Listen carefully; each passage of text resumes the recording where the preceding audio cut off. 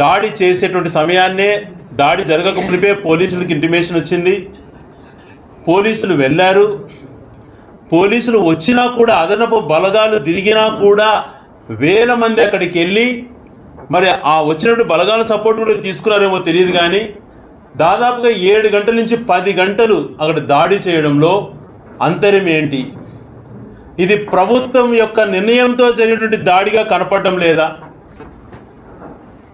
ఒకవేళ గతంలో గత 5 సంవత్సరాలలో గౌరవ్ పట్టాభి గారు తీసుకోండి, లేకపోతే మిగిలినటువంటి నాయకులు అందరూ కూడా తెలుగుదేశం వాళ్ళు, ఇన్క్లూడింగ్ పవన్ కళ్యాణ్ గారు, చంద్రబాబు గారు కానీ, లోకేష్ గారు కానీ, వీళ్ళంతా కూడా వాడిన భాషను ఒకసారి పరిశీలన చేసుకోండి. చంద్రబాబు నాయుడు గారు జగన్ గారు పుట్టుకే తప్పుని మాట్లాడారు. వాళ్ళ తల్లి అమ్మ మొగుడా, వాళ్ళ తల్లి మొగుడా ఇష్టానుసారం మాట్లాడారు. లోకేష్ గారు అయితే 2 అడుగులు వేసి లండన్లో ఆయన ఆ పదం కూడా నేను వాడకూడదు, వాళ్ళతో ఉన్నాడా అని మాట్లాడారు. పవన్ కళ్యాణ్ గారు ఒరే జగన్ నిన్ను పాతాళలోకానికి తొక్కుతా అని మాట్లాడారు.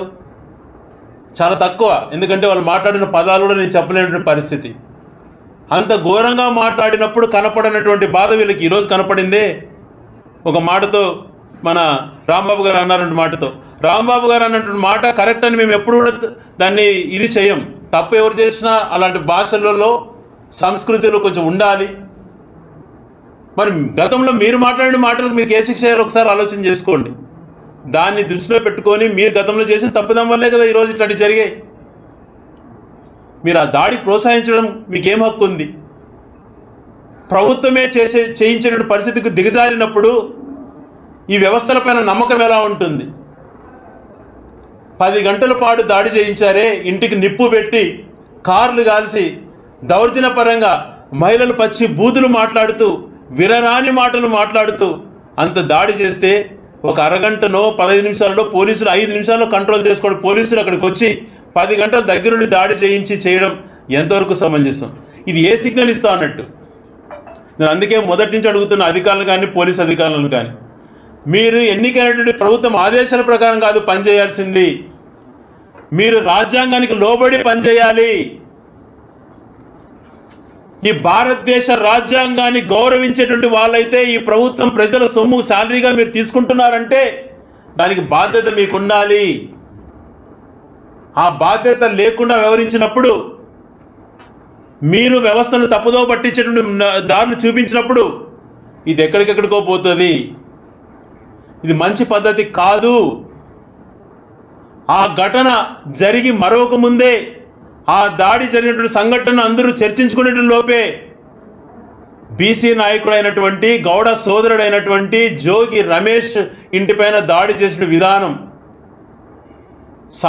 సభ్య సమాజం తలదించుకునే విధంగా, ఇంట్లో తన భార్య పిల్లలు ఉన్నారు, తండ్రి ఉన్నాడు, విచక్షణాత్మకంగా పోలీసులు ఇన్ఫార్మ్ చేసినా కూడా వాళ్ళు రక్షణ కల్పించకపోగా పబ్లిక్గా పెట్రోల్ బాంబులు, బాటిల్లో పెట్రోల్ వేసుకొని నిప్పు పెట్టి ఇళ్లపైన వేసేటువంటి సంస్కృతికి దిగజారారు అని అంటే ఛీ, ఈ వ్యవస్థను ఏమనాలి? ఇదే ప్రజాస్వామ్యంలో మనం నేర్చుకోవాల్సింది. దేశ రాజకీయాల గురించి, ప్రపంచ రాజకీయాల గురించి ఉపన్యాసాలు ఇస్తుంటావే, మరి ఒక రాష్ట్రానికి అధిపతి అయినటువంటి వ్యక్తి ఇలా దిగజారుతుంటే ఎందుకు కంట్రోల్ చేయలేకపోతున్నావు? ఆ సమయం లేనప్పుడు ఎందుకు నువ్వు రాజకీయాల్లో ఉన్నావు? ఎందుకు దేశంలోనే సీనియర్ అంటావు? సీనియర్ ఉండడము జూనియర్ ఉండడం కాదు, మనిషిలో కొంచెం ఇది ఉండాలి, సంస్కారం అనేది ఉండాలి, సమయం అనేటువంటిది ఉండాలి. తప్పు చేసిన వాళ్ళకు ఎవరైనా సరే వ్యవస్థల జోలికి పోయిన వాళ్ళను భయపట్టే విధంగా ఉండాలి. కానీ ఇలా ప్రభుత్వమే ఎన్కరేజ్ చేసి, మీరే డైరెక్షన్స్ ఇచ్చి రౌడీ మూకలకు, మీరే పోలీసులకు ఈ రకంగా వివరించిన డైరెక్షన్లు ఇచ్చి బీసీల పైన ఇలాంటి వ్యక్తులపైన దాడులు చేయించడం సమంజసమా? వాస్తవాలు చెప్పుకోలేక జరిగినటువంటివి, మీరు చేసినటువంటి తప్పుడు నిర్ణయాలు అన్ని ప్రజల్లోకి వస్తున్నాయటువంటి బాధతో ఇంత దిగజారుతారా? ఇలాగే ఆలోచన చేస్తే భవిష్యత్తులో ఎప్పుడు ఎవరికి కూడా గ్యారంటీ కాదు. ప్రజాస్వామ్యంలో రేపు పొద్దున మీరు 2 అడుగులు దిగారని అవతల 5 అడుగులు దిగజారితే నష్టపోయేది ఎవరు? ఈ హక్కు మీకు ఇవ్వలేదు. అందుకనే దయ ఉంచి పోలీస్ అధికారులను కానీ ప్రభుత్వంలో వాళ్ళకి విజ్ఞప్తి చేస్తున్నా, మన అందరం రాజ్యాంగానికి లోబడి ఆలోచన చేసిన వ్యక్తులం. మన బాధ్యత అది ఒక పౌరుడిగా. వ్యవస్థల్ని ఈ విషయాలలో జాగ్రత్తగా ఉందాం. తప్పు చేసిన వాడికి ఎవరైనా సరే సేమ్ శిక్ష ఉండేటట్టుగా ఉండాలి. అప్పుడే చట్టాలపైన కానీ వ్యవస్థలపైన కానీ గౌరవం పెరుగుతుంది. అలా కాని పక్షంలో ఇలా దిగజారేటువంటి పరిస్థితులకు వచ్చినప్పుడు ప్రజలంతా కూడా గమనిస్తుంటారు. మీరు అనుకునేదే ఇదే కాదు, మీరు వ్యవస్థలతో మెయింటైన్ చేయొచ్చు, ప్రజల్ని ఏదైనా మభ్యపెట్టచ్చు అని చెప్పి. ప్రజలు చాలా తెలివైన వాళ్ళు, ప్రతి ఒక్కటి గమనిస్తున్నారు. వాళ్ళ చేతికి ఏ రోజైతే వాళ్ళ చేతితో గుణపాఠం చెప్పాలనో ఆ రోజు మీకు ఖచ్చితంగా గుణపాఠం చెప్తారు. అంతవరకు మీరు ఇలాగే వ్యవహరించుకోండి. ఇలాగే చేస్తుంటే ఇంకా కూడా కంట్రోల్ లేకుండా భవిష్యత్తులో మంచి చేయాలి ఇట్లాంటి సంస్కృతి నచ్చని వాళ్ళకు కూడా వాళ్ళు కూడా ఏం చేయలేని పరిస్థితికి వస్తుంది. ఈ సాంప్రదాయాలు మొట్టమొదటిగా ఎంటర్ అయినాయి ఇప్పుడు ఈ పాలిటిక్స్లో. గతంలో హత్య రాజకీయాలు జరిగినప్పుడు కానీ, ఫ్యాక్షన్ రాజకీయాలు జరిగేటువంటి సమయాలలో కానీ, ఇట్లాంటి టైంలలో కూడా పోలీస్ వ్యవస్థ చక్కగా కరెక్ట్గా పనిచేస్తూ ఉండేది. ఒత్తిళ్లకు తలదోకుండా న్యాయం వైపు పోయేది. ఇప్పుడు చేస్తున్నటువంటి సిస్టంలో చాలా దారుణంగా ఉన్నాయి. దాడులు చేసేది, ఇల్లులు నిప్పులు పెట్టేది, మళ్ళీ వాళ్ళపైనే కేసులు పెట్టి వాళ్ళనే అరెస్ట్ చేసేది. ఇది సాంప్రదాయమా? రాంబాబు గారు ఒక మాట అన్నారు అని చెప్పి మీరు ఇది చేశారే, మరి అక్కడ వేలాది మంది మీడియాలలో వచ్చి మాటలు మాట్లాడినట్టు ఎన్ని రికార్డు అయినాయి కదా. వాళ్ళందరిపైన చర్యలు తీసుకునే దమ్ము మీకు ఎందుకు లేదు? వ్యవస్థలపైన గౌరవం లేనట్లే కదా మీకు. మరి ఆ రోజు పట్టాభి గారు కానీ నేను చెప్పినట్టు నాయకులంతా జగన్మోహన్ రెడ్డి గారిని అంత నీచంగా ఘోరంగా మాట్లాడారే, అప్పుడు మేము మాట్లాడింది తప్పు అన్నటువంటి మాట మీ నోట్లో నుంచి ఏ రోజన్నా వచ్చిందా? మీ దిగజారుడుతనానికి నిదర్శనం ఇది.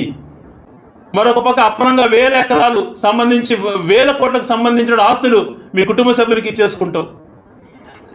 ఇవన్నీ అంశాలు ప్రజలు ఎక్కడ చర్చకు వస్తాయో అని చెప్పి ఈ దాడులు చేయించడం, దీన్ని డైవర్ట్ చేయించడం, ఇదే ప్రజాస్వామ్యం?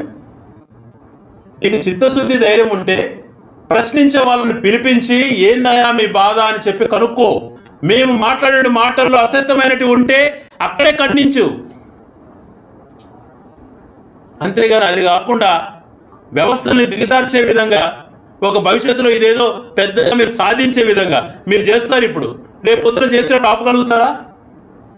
మాలాంటి వాళ్ళని కూడా ఆపలేని పరిస్థితిని క్రియేట్ చేస్తున్నారు మీరు. ఇది మంచిది కాదు. జోగి రమేష్ మాట్లాడారు, ఆ ఇంట్లో గంటల తరబడి దాడి జరుగుతుంటే ఏందా అర్థం? ఇంక ఎవరు రక్షణ కల్పిస్తారు? ఇదేమన్నా అంతర్యుద్ధం దేశాలలో జరుగుతున్నదే, అది వేరే పోరాటమా? ఏమనుకోవాలి? నీకే ఒకసారి దిగజారి వైసీపీలకి ఏ పథకాలు కాకండి అవతల వ్యక్తులు చేస్తే పాము పాల్గొని మాట్లాడితే ఆ రోజే నువ్వు ఎంత దిగజారిపోయావో అందరూ తెలుసుకున్నారు. ఇది మంచి పద్ధతి కాదు.